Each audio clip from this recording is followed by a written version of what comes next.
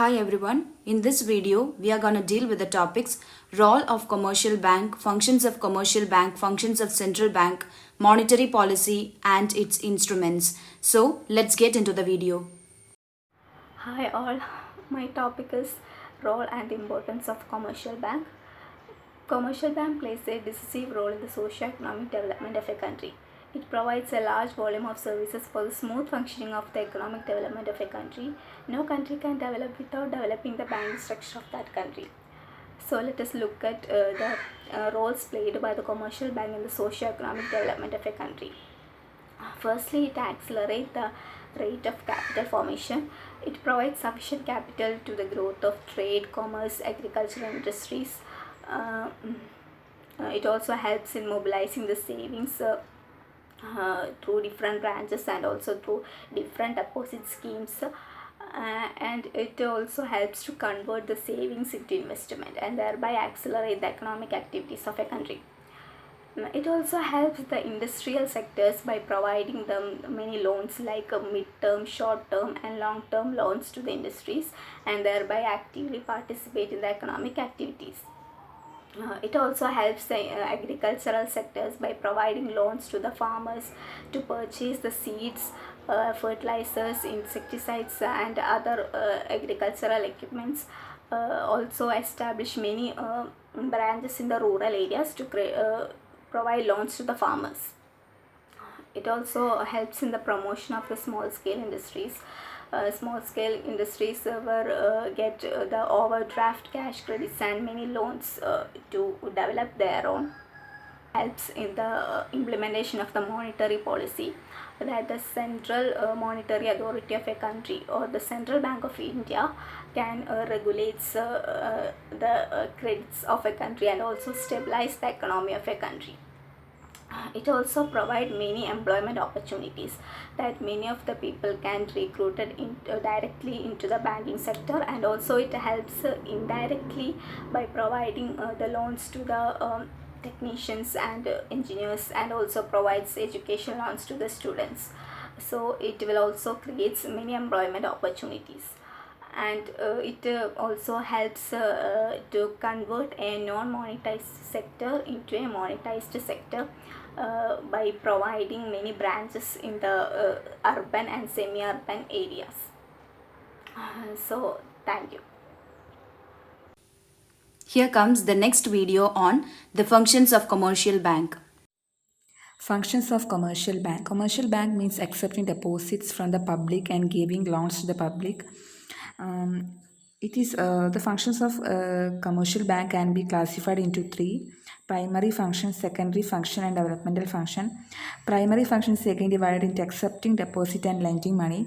Accepting deposit means the main function of a commercial bank is to accept deposits. In fact, without getting deposit, it cannot make loans and investment. And the features are fixed deposit, saving deposit, current deposit, and recurring deposit. Then as lending money, bank loans and advances are generally given in the following forms: loans, overdraft, cash credit, discounting of bills, money at call and short notice, consumer credit, and miscellaneous advancement. The next is secondary functions. Commercial banks perform a number of non-banking services which are called as secondary functions, and it is categorized into two groups, namely agency services and general utility services. Agency services, generally a commercial bank performs the following agency services. First one is collection of credit instruments, collection of dividends, purchase and sale of securities, act as a trustee or executor, execution of standing orders, remittance of funds, acting as a representative or correspondent, deals with foreign exchange. Then next, general utility services. While agency services are exclusively meant for customers, general utility services are meant for customers as well as general public. The general utility services offered by modern commercial banks are safe custody of valuables, locker facilities, issue of letters of credit, travelers, check drafts, etc., giving investment advices and guidelines, acting as a referee regarding the financial status of the customer, underwrites shares and debenture foreign exchange facilities, credit card and debit card, travelers' checks. Then next, we can say commercial banks are reservoirs of the resources and channelize these resources for developmental purpose of the country. Banks are diversifying their operations on an accelerated pace to cater the sophisticated need of corporate clients and other segments of agriculture, trade, and commerce. Indeed, a well integrated commercial banking system is essential for a nation to attain economic growth with price stability and thereby guarantee inclusive growth. Next video is on the topic the functions of central bank. Good afternoon, one and all. My seminar topic is the Central Bank of India. The Central Bank of India is also known as the RBI. So, the RBI, the full form of RBI is the Reserve Bank of India. Now, it is formed on 1935, April 1st, according to the Act 1934. It's also known as the RBI as Bankers of Bank, and it is the highest mandatory of authority in India. Also, it is the controller of credit and money supply. Now let us see the functions of the RBI. The functions of RBI is the lender of the last resort and the banker of the government, and also the third one is the issues of the currency and the custodian of exchange of foreign money. Also the controller of credit and money supply. Now let us see the lender of the last resort. The RBI is always ever ready, and even the last moment it gives the loan to the people, and it helps and it does its function. And the second one is the banker of the government. So it is the RBI also is the banker to the government, leading and guiding and giving its helping hand at every moment. Also very special, it gives the financial advices to this banker of the government. And the third one, issues of the currency. It is the most important function that does the RBI, and it through the issue of the gold we get the currency, and very specially the 1 rupee is not from the RBI, but it is the financial minister of India who is in charge of it. And the fourth one is the custodian of exchange of foreign money. So it is the RBI is the most important, that the exchange of export or import money is through this RBI, and the RBI does its function.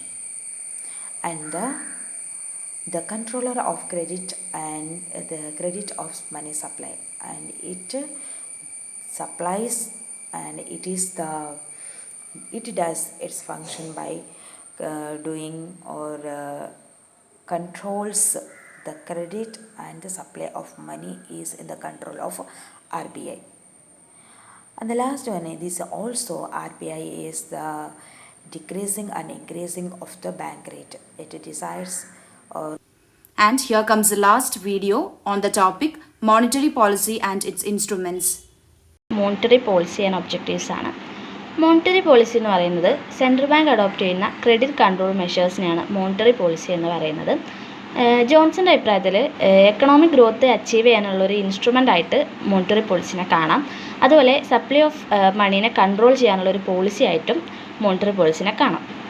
ഇനി GK ഷാൻ്റെ അഭിപ്രായത്തിലെ വരികയാണെങ്കിൽ അദ്ദേഹത്തിൻ്റെ അഭിപ്രായത്തിൽ monetary authorities എടുക്കുന്ന ഏതൊരു ചേഞ്ചസിന്, അതായത് പണത്തിൻ്റെ കോസ്റ്റിലും അവൈലബിലിറ്റിയിലും അതുപോലെ ക്വാണ്ടിറ്റിയിലൊക്കെ changes വരുത്തുന്ന ഏതൊരു ആക്ഷനും മോണിറ്ററി പോളിസി എന്ന് പറയാം. മോണിറ്ററി പോളിസിൻ്റെ പ്രധാനപ്പെട്ട ഒബ്ജക്റ്റീവ്സ് എന്തൊക്കെയാണെന്ന് വെച്ചാൽ, ഒന്നാമത്തത് to protect the outflow of gold, then രണ്ടാമത്തത് to stabilise the exchange rate, അതുപോലെ to ensure the internal price stability, then to control the business cycle. ഇതൊക്കെയാണ് പ്രധാനപ്പെട്ട മോണിറ്ററി പോളിസിൻ്റെ ഒബ്ജക്റ്റീവ്സ് എന്ന് പറയുന്നത്. Legal reserve ratios. The commercial banks have a keep a sufficient amount of reserve asset in the form of reserve cash. some portion of this cash reserve in the total asset in the form of cash. The maintain liquidity and a control credit in the economy. The RBI also keep a certain amount of the cash reserves. This reserve ration are known as SLR. Open market operation. The sale and purchase of the security in the long run or short run by RBI in the money market is known as open market operation. This is a popular instrument of the RBI monetary policy.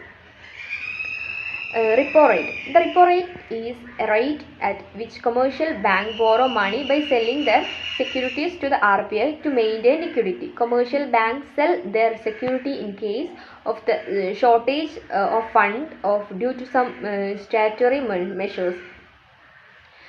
It is one of the main instruments of RBI to keep inflation under control.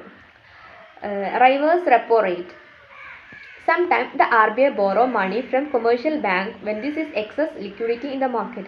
In the case, commercial bank get benefit by receiving the interest on their holding with the RBI.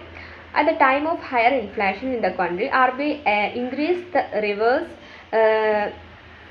repo rate that encourage bank to park more fund with the RBI, which will help it earn higher return on excessive fund. My topic is qualitative or selective of credit control. So monetary policy instruments are divided into two, one of which is quantitative or general methods and two is qualitative or selective methods. Qualitative instruments are not direct related to controlling the money supply, but it's related to some measures that are taken that will ultimately affect on controlling the money supply. Not direct, it's indirect measures of controlling the money supply is known as qualitative instruments. The qualitative credit control includes a margin requirement, control of bank advances, regulation of consumer credit, rationing of credit, moral suasion, direct actions, publicity. The first instrument is margin requirement. Under this method, the central bank prescribed percentage of margin a bank should maintain while granting a loan. And next one is regulation of consumer credit. It is example for a consumer are given credit to only for some specific purposes. Loans are given to some specific purposes only. And the third one is control of bank advances. It means bank loans. Means by controlling the bank loans to different individuals or different sectors. And the fourth one is rationing of credit.